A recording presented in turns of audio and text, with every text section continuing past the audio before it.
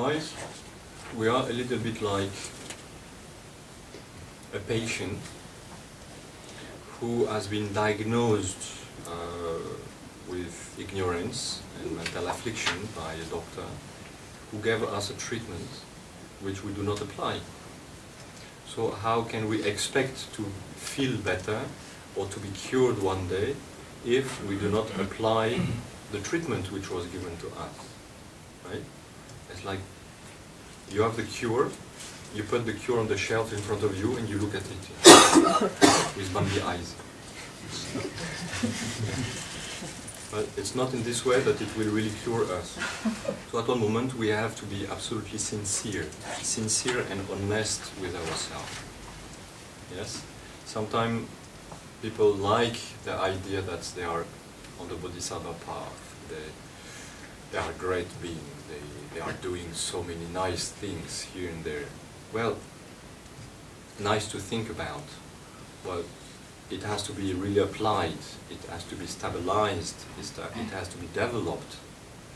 So just the idea, yes, I'm on the Bodhisattva path, does not make you of a Bodhisattva, I must say. Right? So if you really want to progress on the Bodhisattva path, beside the wish, you have to make the step into the application. Applying bodhicitta, applying the awakening mind to every single moment of your day. Everything that you do becomes for the sake of the others. You sleep, why? Because you need to rest, why? Because when you are rested, you can work and you can be active for the sake of the others. You eat, why? To get weight? Yeah. To get healthy? Yes. Why to be healthy? Just for my own self? No. Because I hope that being healthy, I can help the others in a better way.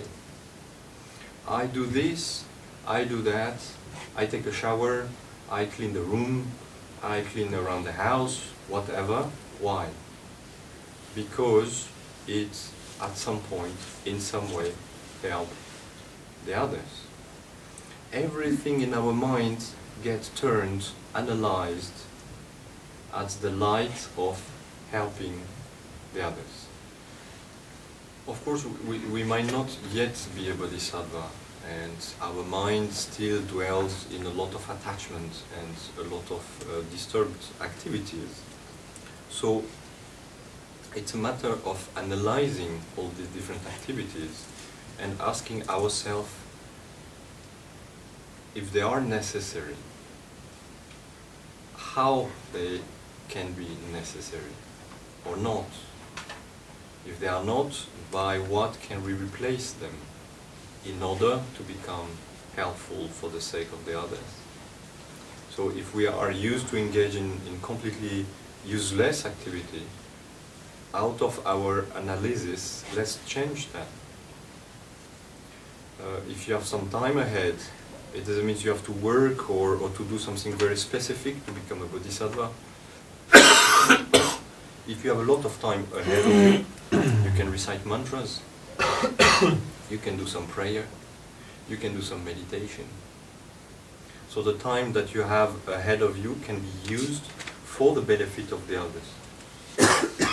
The better you control your mind, the better you control your thoughts, the better you can help the others. It doesn't mean you stop every activity which is not 100% Dharma. For example, you want to look at, I don't know, a movie or a TV series or something like this. Okay. Well, why not? Ask yourself in which way it helps. Ask yourself what is the benefit of it. I'm not talking about 10 series in the evening at once and no practice at all. Yes? But maybe to look at one series can ease a little bit your mind, relax a little bit, and then your practice will become better after that. Right? So always try to analyze, what am I doing? What is the reason for it? And progressively brings everything for the sake of the practice towards the liberation of all other sentient beings. Always trying to transform, at first to transform force of attachment onto the path, in order to increase our motivation, in order to change the core motivation of our life. Every phenomena, every situation can be transformed. You like to take a hot bath for a long time, it's a lot of time spoiled. Except if, while you take your bath and enjoy the bath, you recite mantras, you do your practice, you can put your prayer in a waterproof water, yeah? And you can recite your prayer in the bath. I mean, this is a silly example, but everything can be transformed like that. You like to take long showers because it warms you up, it's nice in the winter time. Okay, well, recite Vajrasattva mantra, purification mantra. Think that the way you clean your body at the same time clean the mind from its impurity. And every single thing of this kind, you can transform them. You spend some time cleaning the house, okay? It's not lost if you transform the motivation for it. Clean the room as you would clean the mind. Recite mantras while you are doing it. Then it becomes a practice. And if the cause of this practice is to reach enlightenment for the sake of the others, it becomes the highest motivation. Thus, taking a hot bath or cleaning the kitchen can become a practice of a bodhisattva. Which means